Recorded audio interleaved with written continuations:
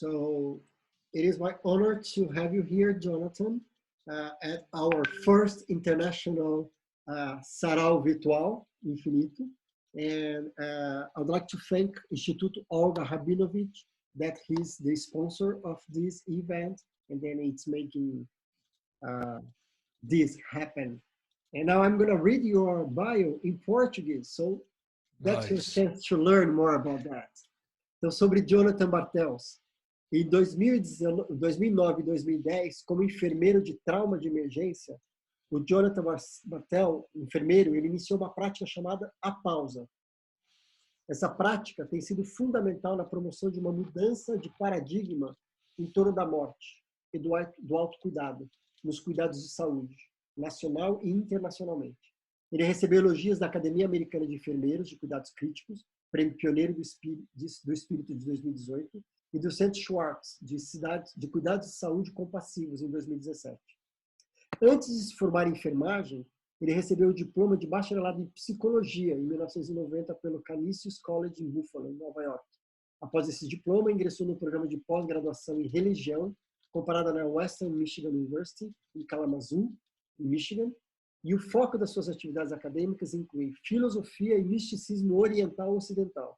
Atualmente, ele é enfermeiro de ligação em cuidados paliativos do Sistema de Saúde da Universidade da Virgínia, e atualmente ele também é responsável pelo Sistema de Saúde da iniciativa Compassionate Care da Escola de Enfermagem da Universidade de Virgínia. Desde 2010, Jonathan é facilitador de retiros de resiliência, compaixão oferecidos pela CCI e oferecidos aproximadamente a 3.000 estudantes de medicina, enfermagem e profissionais de saúde. Jonathan é palestrante, artista, enfermeiro, facilitador de retiros. Seu interesse e objetivo é apoiar a compaixão, resiliência, tanto para os seus colegas profissionais de saúde, quanto para os pacientes que ele atende. Então, thank you so much, Jonathan, for being here with us. It's an honor. And after reading your profile, all those things, like, please tell us a little bit about your daily professional routine, because I see that you do many things. Tell me how it is your work there, like you are a very multi-talented professional. So I work under a big umbrella, which I call the palliative care liaison umbrella. And my daily routine is I help to triage phone calls that come in for requests for consults for the palliative care team. And therefore I distribute those consults based on need and based on skill level and based on availability of my partners, which are palliative care physicians and nurse practitioners in the palliative care team. We usually have me and then 3 physician or nurse practitioners that work to cover the whole hospital. And we cover predominantly the adult population. So that's one of my roles. The other one is to support staff. I help to educate nursing staff on palliative care and also on interventions for patients who may need symptom management or maybe at the end of life and need interventions and what interventions to use and when to use the medications appropriately. And then as my role as the liaison for the Compassionate Care Initiative here at the University of Virginia, I also help to support them with resiliency and compassion practices as I go throughout the day and work with my staff. Those are just a few of the things I do. And there's probably a billion other ones I forget. Yeah, amazing. Last week we had Gustavo, somebody that I invited to come, and then we were talking especially about compassion. And it was a very, very interesting conversation. People is asking if you can talk a little bit slower, because now, and also you have the mask, so it's a little bit more difficult for people. So if you can speak just a little bit more slower, it's going to be better for us to understand. Let me take off the mask. Hold on. Are you sure? Okay. Yeah. Is that better? Yeah. No, it's got it. Yeah. Feels better too. Feels better too, I'm sure. Yeah. My partner's wearing a mask, so I'm good. Okay, cool. And we were talking a little bit about like how is the scenario about coronavirus virus there in the US. We know that in New York it's pretty bad. Can you tell us a little bit more about how is things there in the US and also in your city, in your hospital? Sure. In our hospital, we have closed the hospital to any patients other than patients who are sick. So any visitors or any family are now not allowed to go into the hospital. And that's to protect families, but to also protect our patients. So how does that affect our care? Most of our patients are now alone. They have no family except for us, and we become their family as healthcare providers. And so we have to be almost a surrogate, or we have to stand in for their family. If their family would like to reach out to them, we stand as a bridge to be able to reach out and relay messages and relay love and support. We're using a lot more technology, so we're using the iPads. And so certain rooms we can't go into because they're COVID positive. So the iPads then become our eyes, and it also allows family to see their loved ones if they need to. I think the biggest and hardest thing with COVID right now, especially in the work that I do, and is everyone okay? Am I talking too fast or too slow? Okay. Cool. All right. So in my job, the hardest part is that patients who may be dying of COVID are dying without family. And that's across the world, not just here, but in any part that COVID touches. It seems to be one of the hardest things to do. And how do we bridge that? And how do we offer compassion when we're wearing a mask, or when we're wearing gowns, when we're wearing gloves, when we're wearing goggles? How do we express the care that we need to express with all that equipment on when we do it? And so I would say that's probably one of the hardest things. The care for the patients, we're starting to standardize care. So we're getting a little bit better at what we're doing. I think here in Virginia, we've only lost a handful of patients to COVID. But we also have a few pretty sick ones right now. And the sickest that we have are actually in their 30s, which is kind of remarkable. It's not the older person that we would think of. Yeah, and then you told, like, how can you connect using a mask? How can you have this create this bonding, this connection? How are you doing that with the mask, with the gloves, with the patient? Are you willing? Is this happening even though it is more challenge? Yes, today I witnessed a nurse, and she was young. She was only in her 20s, but I was helping guide her in caring for an older lady who was dying. And this nurse took it upon herself to actually go in the room and sit with that patient, to hold their hand, to be with them. And it was a beautiful sight. She sat there for an hour in a COVID positive room with everything, but and put music on that maybe the patient would like to hear, and tried to really let the patient know that they were not alone and that there was someone there. A lot of times our nurses are actually checking more frequently with the iPads, because they're able to talk into the room to the patient and interact without necessarily what we call donning and doffing, which is putting on all the protective gear. And they're able to actually sit at the desk and reach out to their patients more frequently. In speaking to your patients, not always do you have to wear the goggles. So a lot of us are learning to speak with our eyes when we talk to our patients, because you can't see my face, but you can see my eyes, and that speaks volumes to our patients as well. Yeah, that was my next question. Like, what are you learning with that? So, like, there are some skills that you are learning. Like, you are expressing, using your eyes to express more. and your body. A lot of times when I greet, now we can't shake hands anymore. And so I greet often with my hand over my heart and lower it down. Like a few of my Muslim friends taught me this years ago.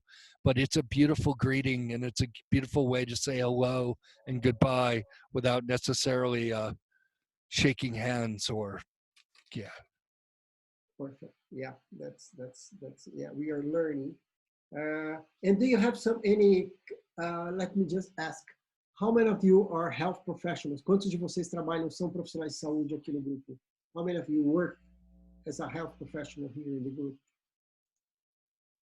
Quem de vocês do grupo aqui? Levanta a mão, só para a gente ver.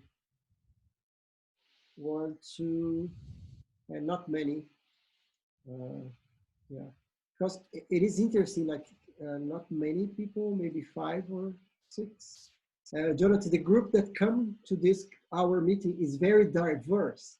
We have lots of health professionals, but also we have students, we have patients, we have family, we have people that is grieving. And so it's a beautiful, beautiful mix of people.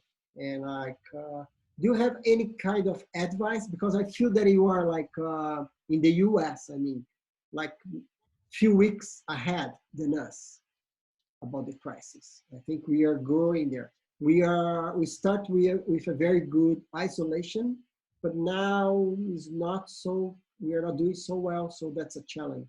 Do you have any kind of advice that you could give to our health professionals or even to the population about what you have learned so far? Yeah, I think in general, for our population as a whole, isolation is one of the hardest things we can do. I'm a human. I need to touch. I need to be touched.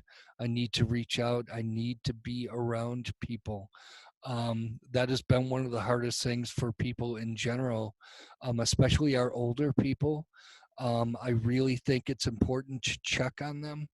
I have friends who don't have family, and so I try to reach out to those friends as well to make sure they're doing okay. I think it's a matter of learning ways to reconnect with other people so that we don't lose that. And in the process, we don't lose our discipline to stay isolated. It's one of the hardest things we're facing in America right now too, is people are getting frustrated with being told we're Americans. We don't like to be told to do anything, and to tell us to isolate. I think a lot of people in America, which I'm sure in Brazil is very similar, are like, no, forget you. You can't tell me to not do that anymore. I'm done. So I think it's really important to always understand what you're doing, because if you understand what you're doing, it may be easier to do. We don't want to become an Italy. We don't want to become a New York. And so socially distancing is a way to protect our healthcare providers and not overwhelm our systems. Perfect. And also in Brazil, and I'm sure you have this also there, we have another challenge that is the president telling totally different things, like talking about like it's not necessary, that's not that bad. So that's even more challenge what we are facing, because it's not only about the COVID, it is also the president telling something that is totally against what is necessary. So that's a big challenge also. Well, I know idiots for presidents very well. I am American. Yes. Yeah. I did not vote for him.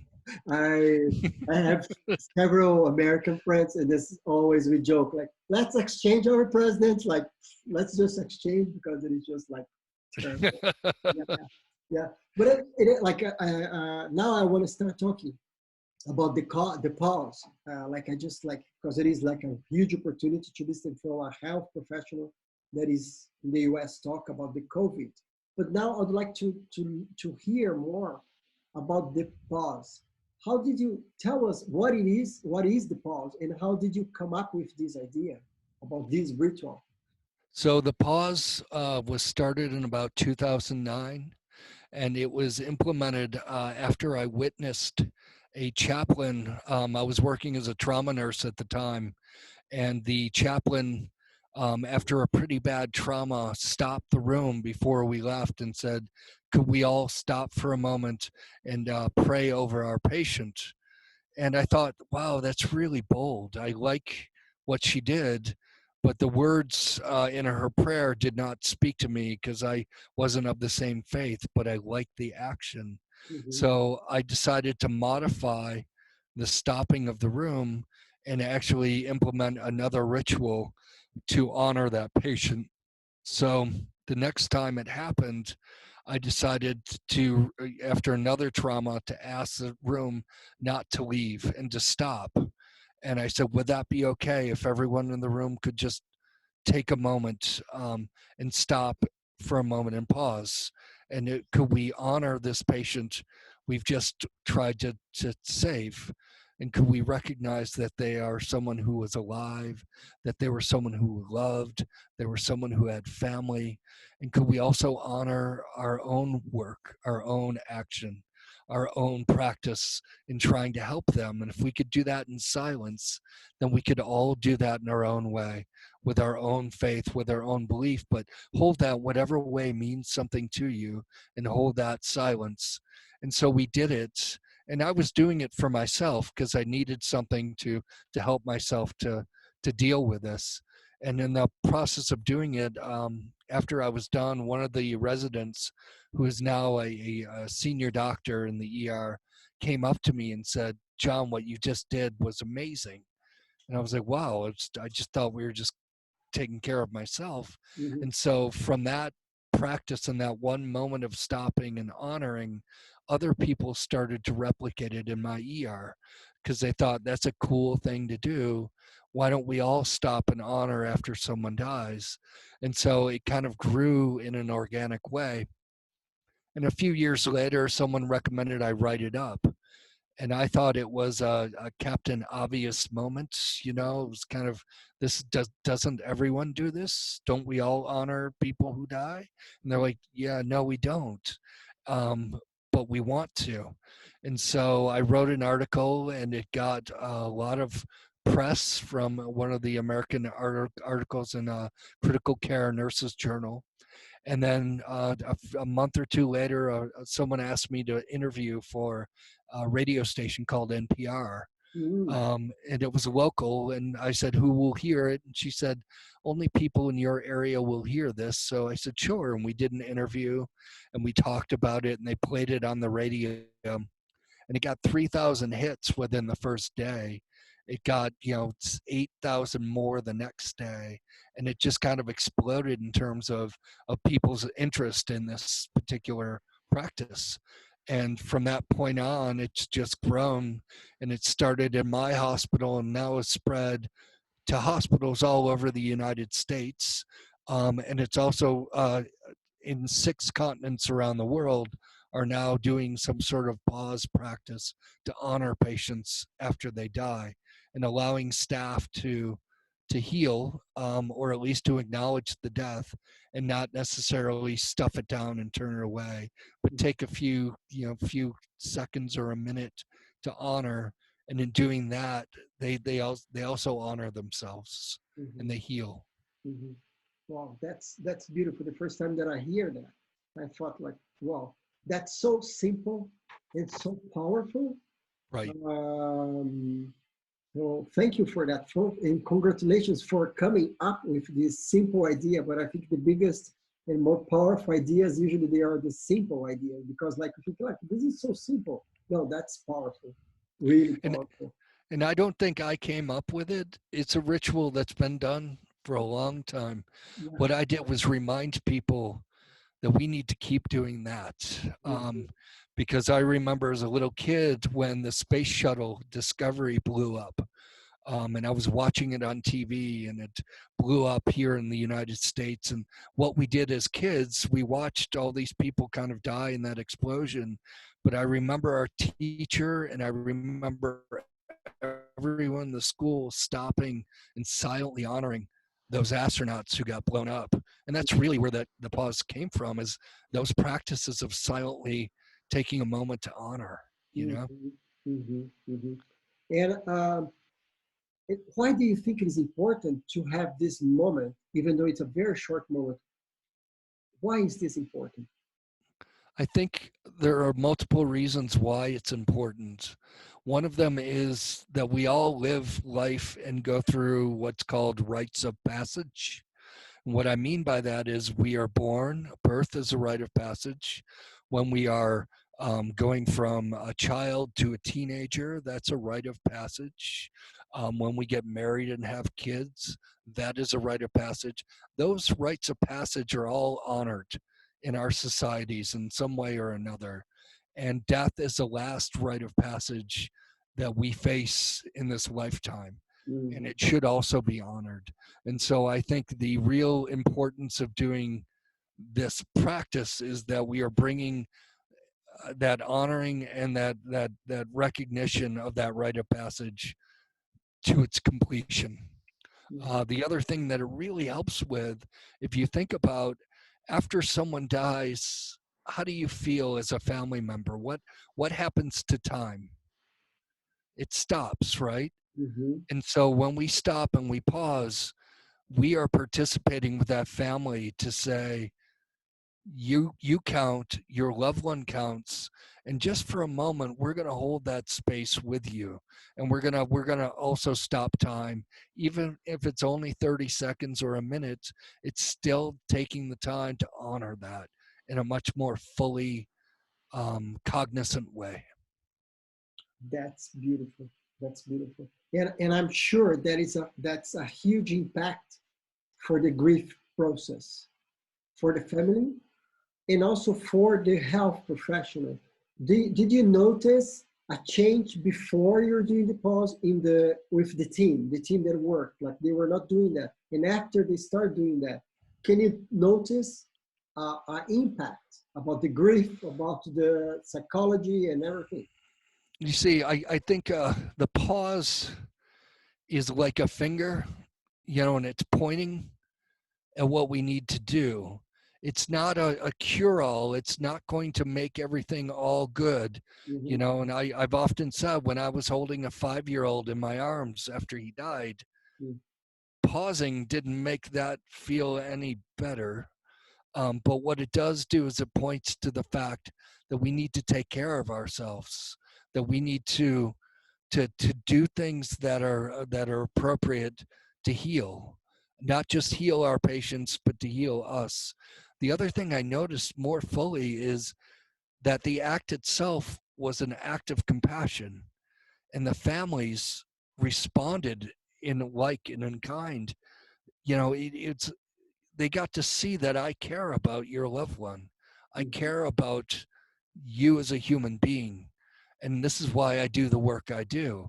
It's not because this is a body in the bed that I've got to make the heart start or make the brain work again. This is a human that I recognize. And so it brings the humanness back into our scientific healthcare system. That's so important to bring the human back. Yeah, yeah.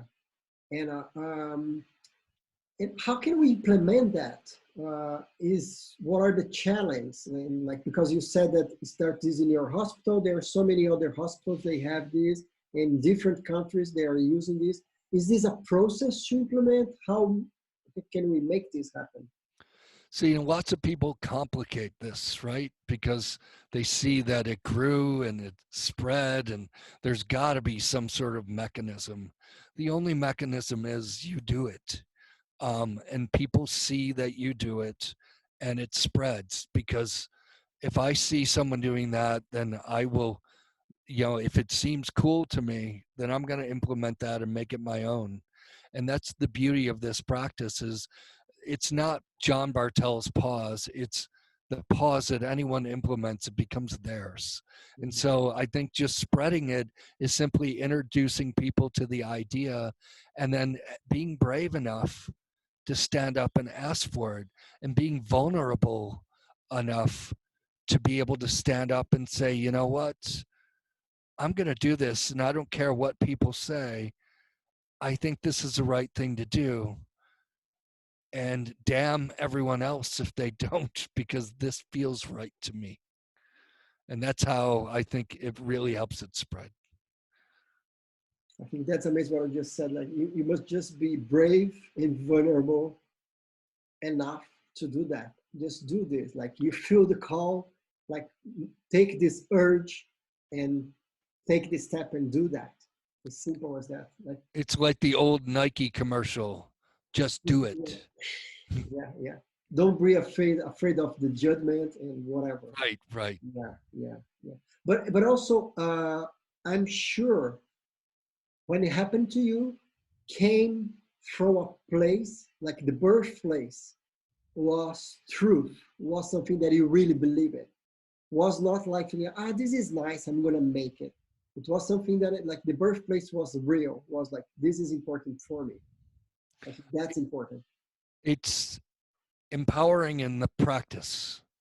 And for me, there was a core birthplace, and it was the recognition that what I was doing hurt sometimes, and it sucked sometimes, and I needed something to help me to deal and cope with that in a more full way. And that's really the source was, and also own who I am. To stand in front of a room of trauma doctors, I knew I was not afraid. I was one of their. I knew what I brought to the table, so I could call it out and ask for it. Mm-hmm. And in doing that, it just made it that much more easy. Yeah. Mm-hmm. And how do you deal with loss when you lose your patients? How is your process, your grieving process? It varies. It all depends on how I know them or if I know them well enough. There are some patients I never forget. I tried to, with the type of work, I've been a nurse for 33 years. I've been in healthcare for about that long. I was an orderly or a nurse's aide for a long time. So I've been in healthcare since I was 18. I tried to count how many deaths I've seen in my life, and it's well over 1,000 or two in all the work I've done. In the beginning, I didn't know how to deal with it well, and I didn't do it very well, and I stuffed it down, and I burned out as a process. It happens. You can't hide things away from yourself because they'll eventually erupt and come back. What I do now is I will often seek practices that will help me to honor those patients even outside of work, doing artwork, journaling, meditating, and just and remembering them. I have a dear friend who's in the ICU, and what she does every time she loses a patient in the intensive care unit is she plants a rose bush. And she's got over 40 rose bushes in her front yard, and they're all just growing amazing. But that's her ritual. That's what she does. I think it's finding whatever works for you to help you heal is the most important thing. Mm-hmm. It is like first to recognize that you are having that. Like you are in this process of grieving your loss. You need somehow to cope with that and create your own ritual. That's what I'm listening to also. Right, and if it's personal, I've also been cursed or blessed to have lost a lot of family members. Grief is a different game. It's a different. It's much more raw, and in that, being able to sit with whatever comes up and sit with it as opposed to push it down.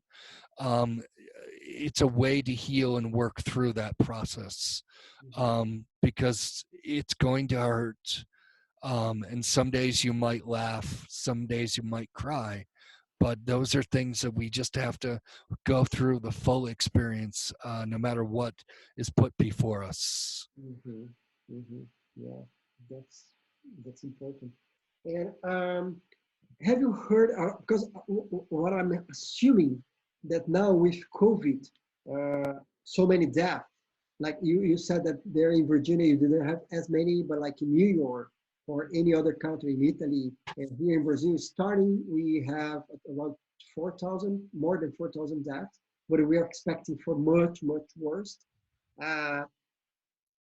Do you have some news about like how people are, if they are having time or they are remembering to use the pause during this, and what is the impact during this pandemic situation? So I read an article in the New York Times a couple weeks ago, and one of the doctors, they had asked, how do you deal with death in your ER? And he tells all his residents or his medical student or resident doctors, if they lose a patient, always take a moment, honor that patient in silence, put your hand on their chest, and sit with that for a moment before you move on to your next patient.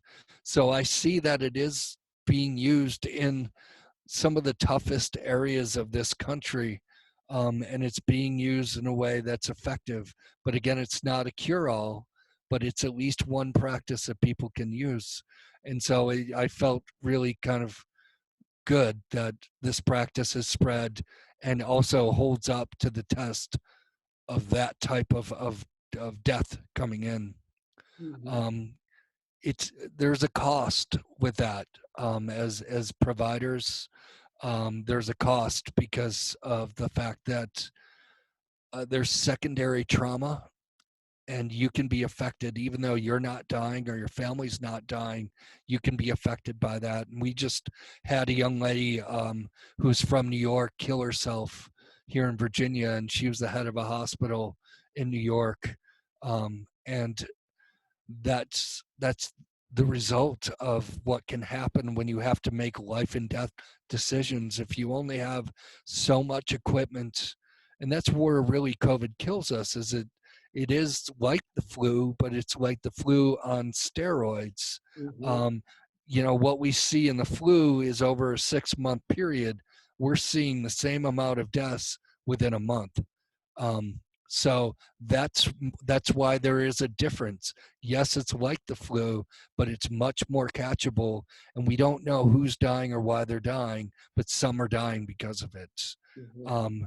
And to make the decisions to decide who will get to life support and who will not is an unenviable position. And we're working on some ethical standards to try to make those decisions.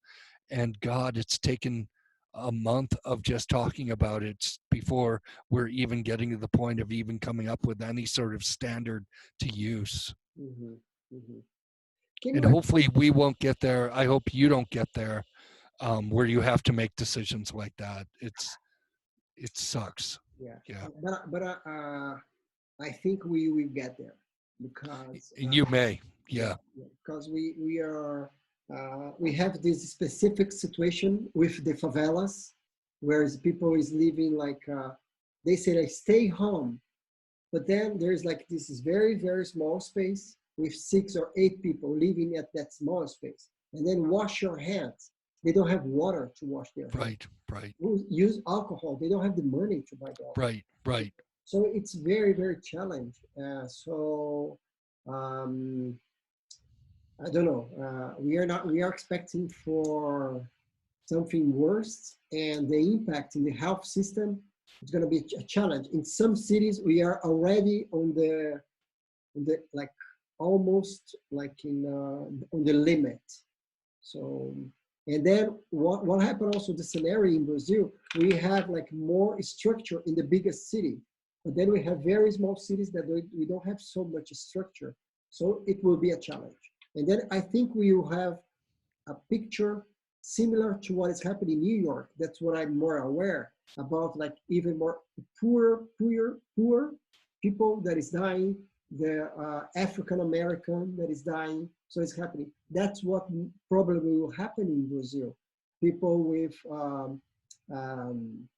less money, less structure, African American, the poor people that will face more challenge. Well, and the difficulty also, and that's where I think, like, you're pre-COVID right now, and I used to call it pre-COVID stress, Mm-hmm. because we are hyping up for hell, and hell on earth, because we're worried about. I think the most important thing that I can relay to you would be just to, and what I heard from my people that I heard from in New York is that you just, no matter what you do, you're going to change things every single day.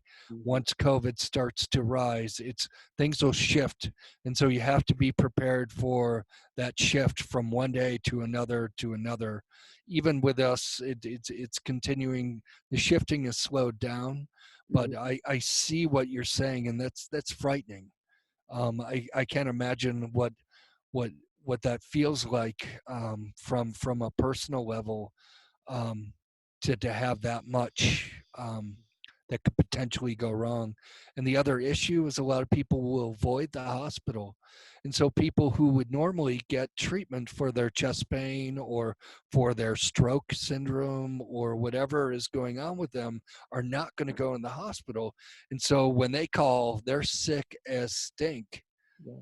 and then you've got that compiled on everything else. Yeah. And so we're seeing more of that now, is people are not calling in to go into the hospital. We're usually full in our emergency room all the time, and now it's like a ghost town, but the Wow. people who do come in are super sick Okay. you know Okay. They are dying for another things, not for the COVID, but the well, fear is creating all of that. exactly. Yeah. What is the role of palliative care in this pandemic situation? So our role, is to support, not only the patients but the staff, in the process, because if patients are dying, staff need to know how to treat that dying process to limit the amount of suffering that's going on. And so we're here as that support mechanism.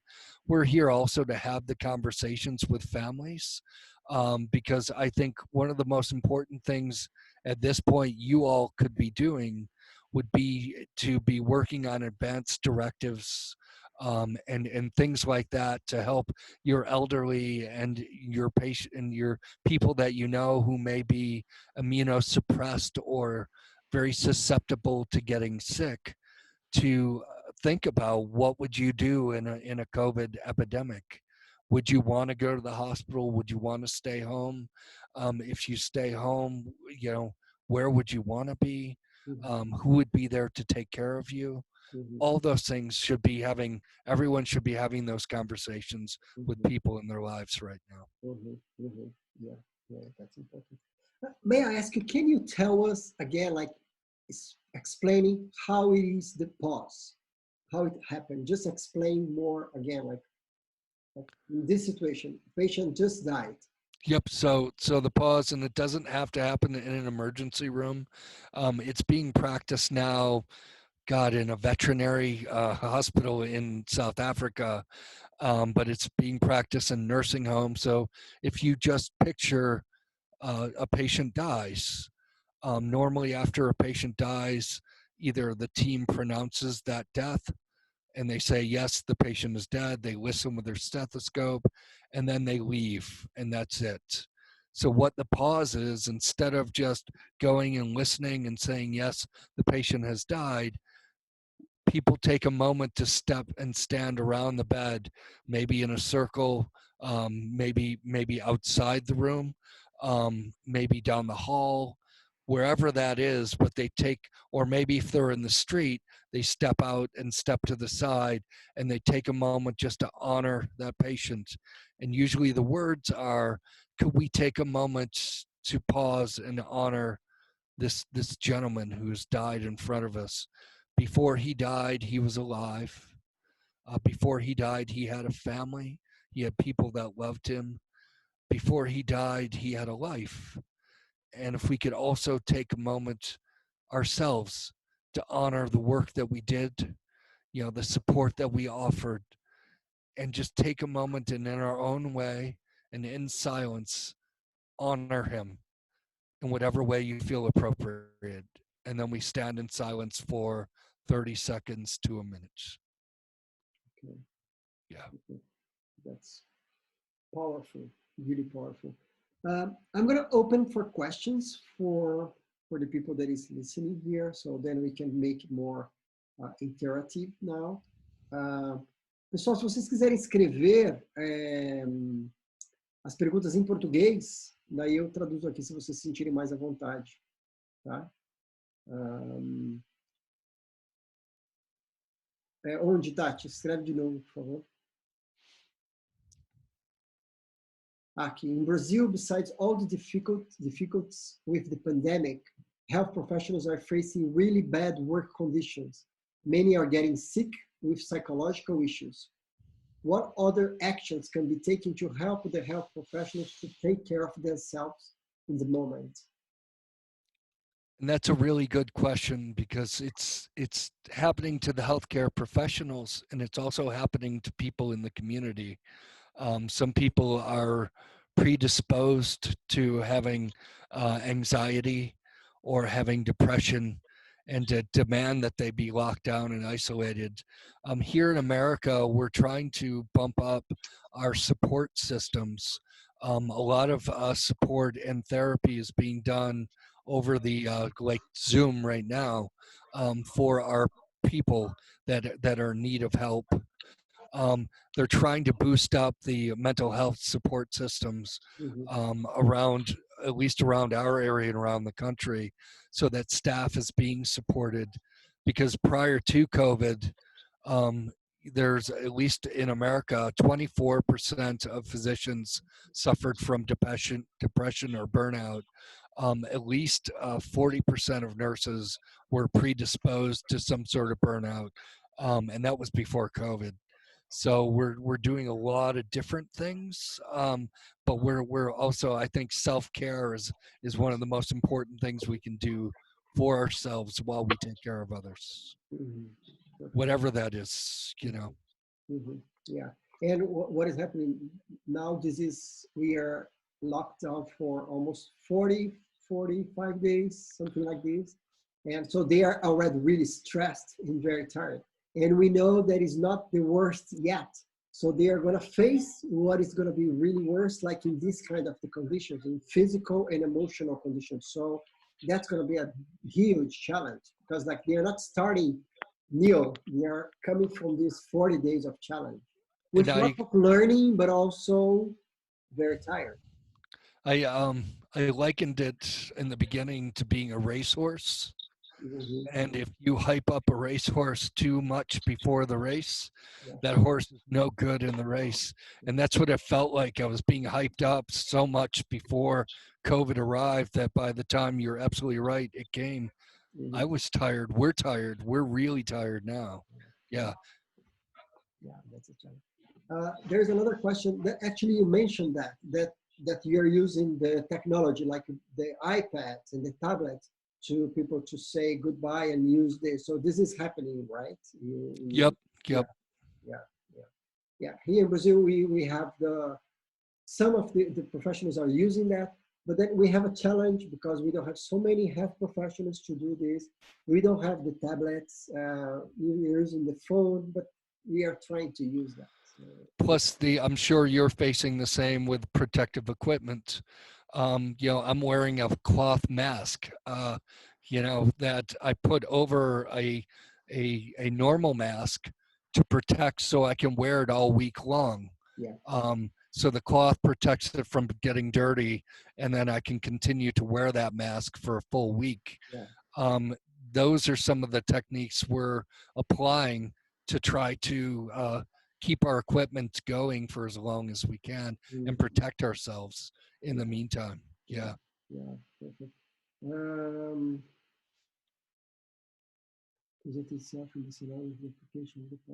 Yeah, they're asking about, like, with the pandemic that is growing a lot, the number of deaths, if people are using the pause. You mentioned that some people, you read about that. Yeah. So the pause is being used, and in fact, in New Hampshire, my sister-in-law works in New Hampshire in the United States, and she was at a random meeting in a hospital that was getting a lot of COVID patients. they asked the administrator, "What are you doing to help your staff?" And that was the first thing he said. So she was kind of excited because she knew me to be like, "Hey, I know the guy who started that. That's great." But it is being used. I'm very glad it's being used, and I hope it helps. Yeah. There's a question about if you heard or you know something that people that also use this with patients when they die at home. If people know about this practice and they create this kind of practice at their home. Well, and a lot of people at home, you're surrounded by um, your family, and you all have probably a mutual belief system. And so a lot of people are doing their own rituals, if they're Christian or Catholic or whatever tradition they come from, can utilize some sort of closing ritual for their loved one. But the pause can certainly be used in the home for families if they need to do that as well. Mm-hmm. We've heard that, like mostly in São Paulo and also in different cities, that some doctors, some health professionals, not only doctors, that they are staying in hotels. They are not going back to their homes because just to keep their family safer.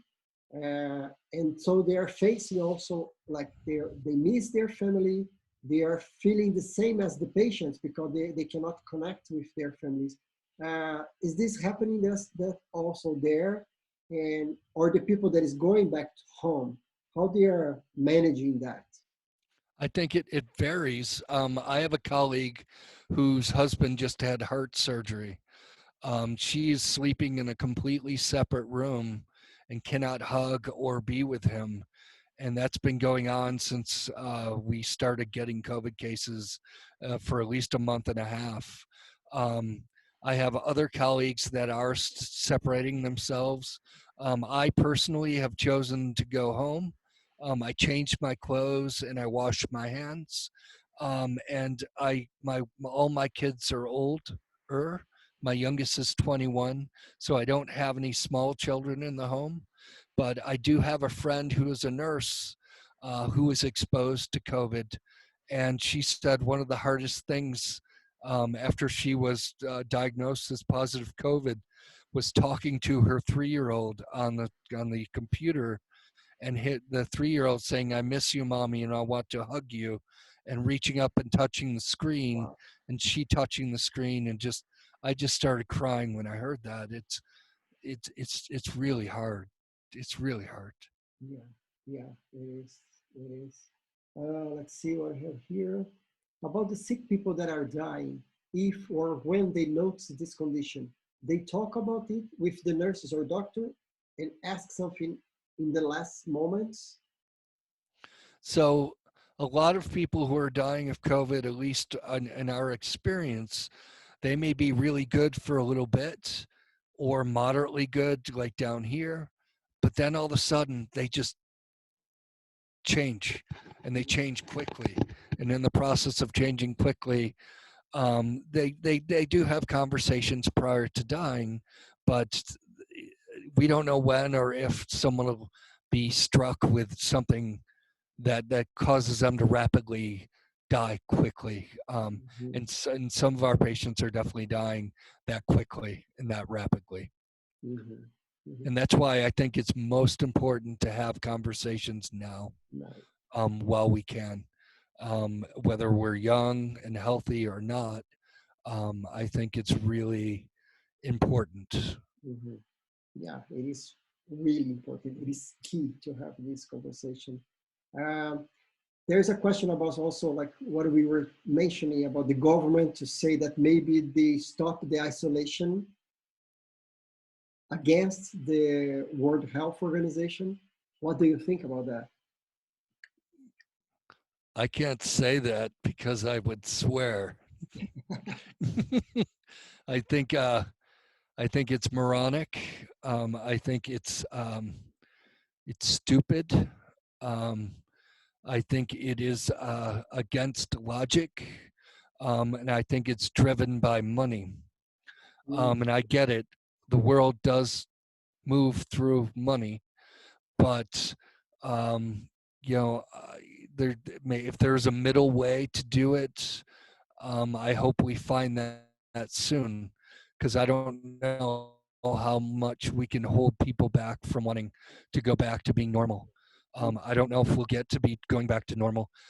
Here in where I am in Virginia in the United States, they're talking about our peak because we've done isolation is coming in June, July, and August.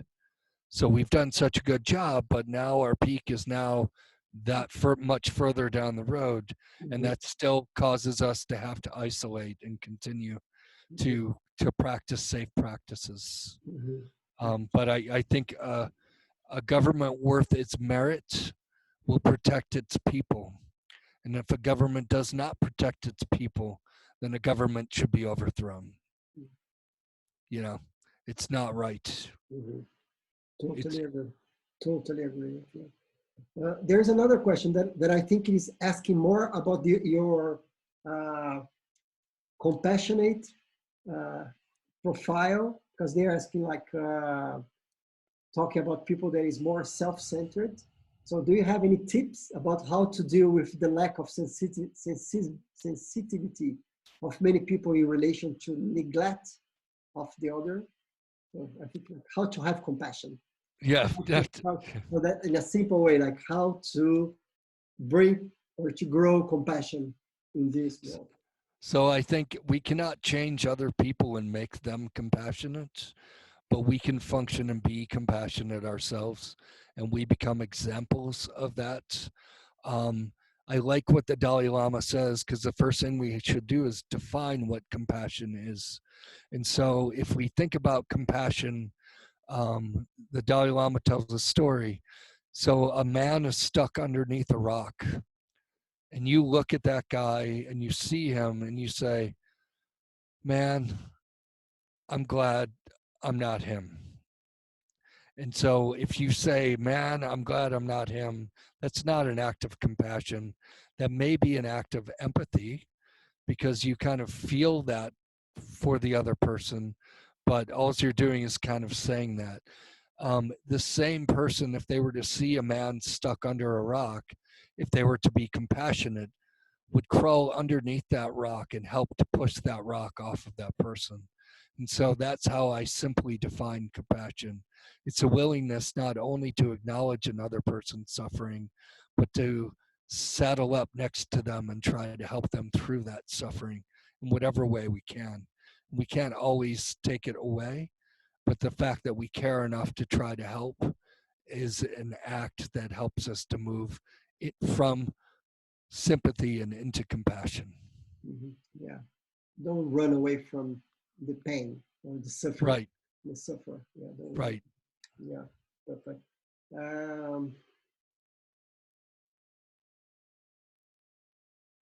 How are COVID survivors doing? After 2 weeks in ICU, are you seeing many chronically ill or frail patients, or people wearing from ventilators in clinics?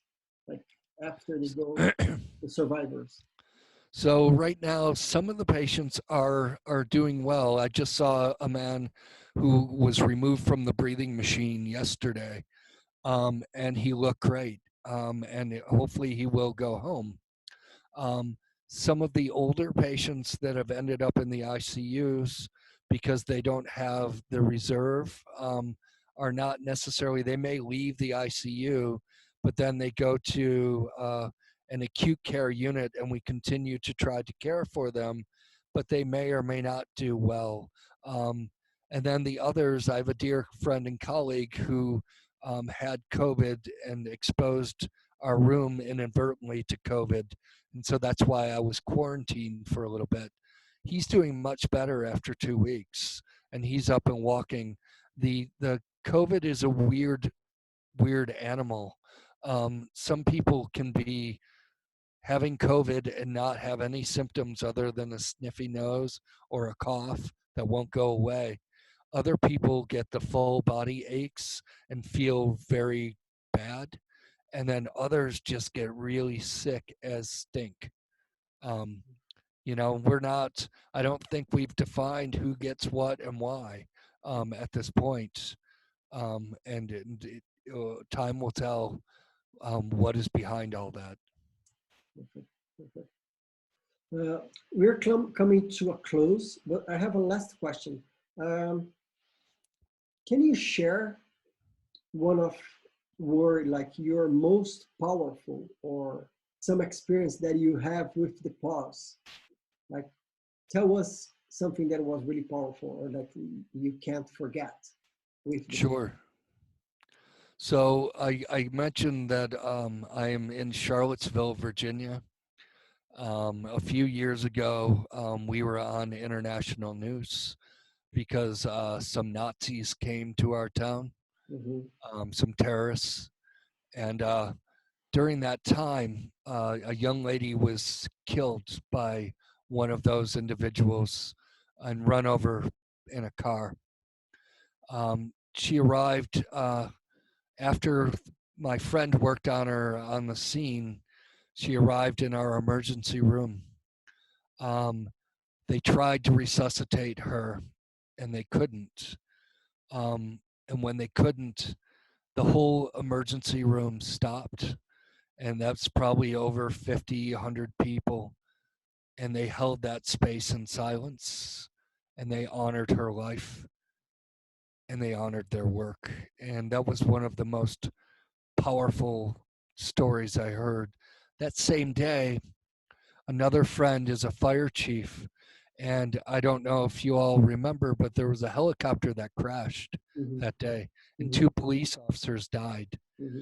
My friend was on scene and she asked, and she pronounced them, and she asked some of the other fire police and the policemen around if they would do a pause. And they didn't know what it was, and they just kind of blew her off. So she and the person she was with simply stood over those 2 police officers and did a pause. And I thought that was really, really powerful and beautiful because it shows, she was willing to be vulnerable. She was willing to offer others to practice, but she knew how important it was. And she held that space, even if no one ever knew about it. And she told me, and now you all know, that was done. And I think both instances are just really powerful practices. Really powerful. Yeah. Amazing. Thank you so much for opening your space, like a space in your agenda, like in your work, and open this space to talk to us. I really hope people got inspired here to start creating this process. We as inFINITO, we are gonna start talking and promote and invite and inspire people to implement this ritual in their work, because I really believe it is really important and impactful. So we are going to start doing this. In Portuguese, it's called a pausa. Pausa. Got it. So it's a pausa. A pausa. So it's almost the same. So now you know another language that is not a cursing. It's pausa. So thank you so much. Thank you so much. Obrigado. Obrigado. De nada. Yeah. It was a pleasure. Pessoal, thank you so much. Obrigado por estarem aqui, participarem e seguimos juntos nos próximos encontros, tá bom? E amanhã o vídeo sobe com as legendas. Jonathan, tomorrow we are going to have the call in the YouTube, and then I'll send you the link. Cool. And then it's going to be with subtitles. So then another chance. I'll get to learn more Portuguese. Yeah. Yes. Yeah. Okay. I won't use the bad word I know. I'll tell you after we get off. Yeah. Okay. That's the deal. Thank you so much. Thank you. Thank you all. Thank you, everyone. Thank you. Bye-bye. Bye-bye. Bye.